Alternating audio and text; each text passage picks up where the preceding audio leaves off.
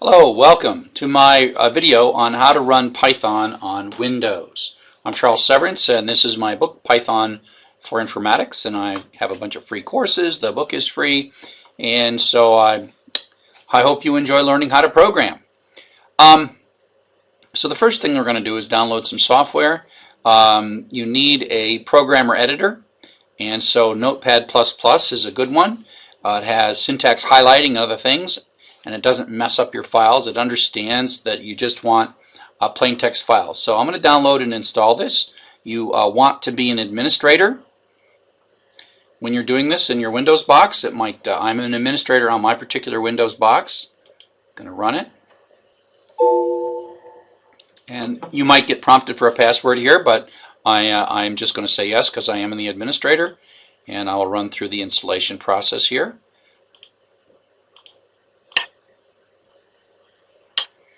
So that's all done. I'm not going to bother running it right now. So there we go. So I've done Notepad. The next thing I want to do is I'm going to download Python. And so here I'm at the Python download page. For my class, I use Python 2.7. You could use Python 3. They're slightly different languages. I think it's fine to learn both languages, although we're really at the point where increasingly people are starting to use Python 3. But there's so many things that are there for Python 2. So the question often asked is, like, which one of these two? Do I go the x86 or the non? It's pretty safe to do this one, but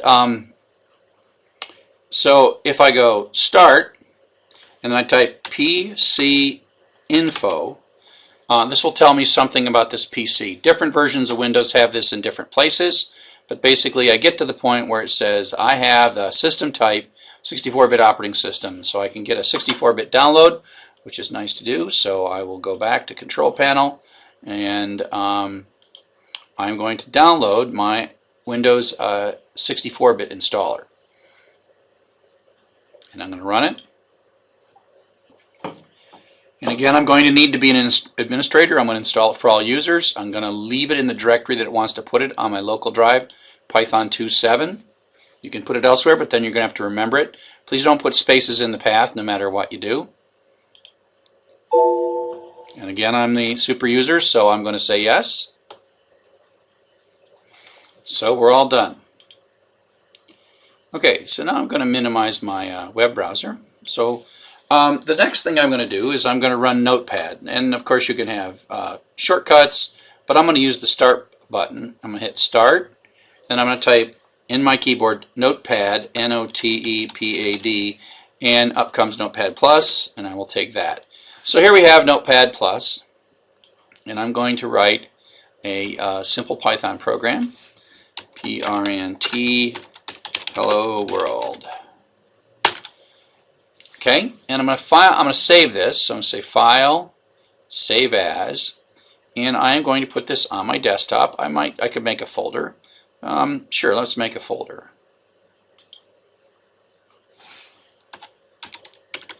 I'll call this Learn, because I'm Python learning. So I'm going to go in a folder. You'll notice the folder showed up as soon as I made it.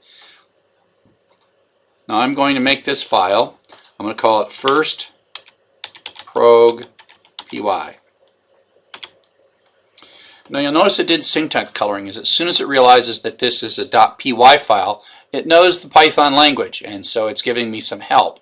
And if I go into Learn, I will see that there is indeed sitting in this folder a file called firstprog.py.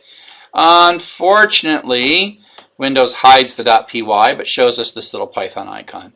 You can run it by clicking on this, but this is not my preferred way of running it. Okay, so I'm just going to minimize that, and I'm going to say start, and then I'm going to type CMD. This is the command prompt.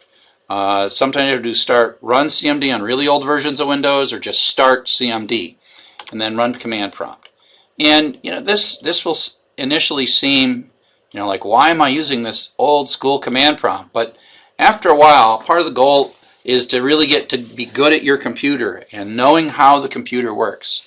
So this is the command prompt, and you type commands. So one of the commands you can type is dir. You're in your home directory. That's what user C7 means. And I'm going to go into my desktop with the CD, which stands for change directory, DESKTOP. Now I'm in my desktop, move my little cursor there, and I do a dir, and you'll see a whole series of things there. And then you'll see this learn folder, L-E-A-R-N, so I'm going to change into that directory, cd learn, and do a dir there. And lo and behold, I see exactly what I was seeing in here. So this is really just a graphical image of what's in that folder. I mean, and you can even sort of see the path if you look here, that it's in my C:/users csev desktop learn, which is exactly where I'm at, C:/users csev desktop learn. This may seem, when we start reading and writing files, it's important that you put your files in the same folder here as a program. So to run the Python program, you simply type first prog.py. It's as if, whoops, firstprog.py. It's as if you've built an extension of the system. The little program you wrote in Python is sitting there for you to run. And I can make a change, like something else, and save that file. And then I can run it again. And now here's a trick. I can hit the up arrow and just run the same program again. Syntax error.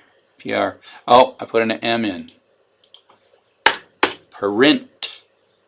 Save. Now I just come back here, I hit up arrow, and run it again. And so now I have my little two-line program, and away it goes.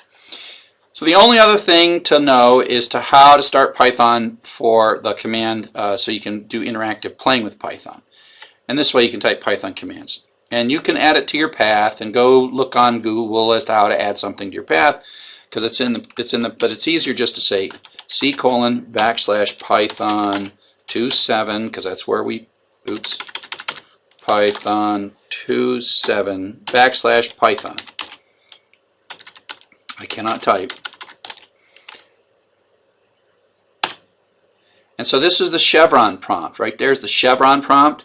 So I can type a print yo, or I can type take me to your Python leader.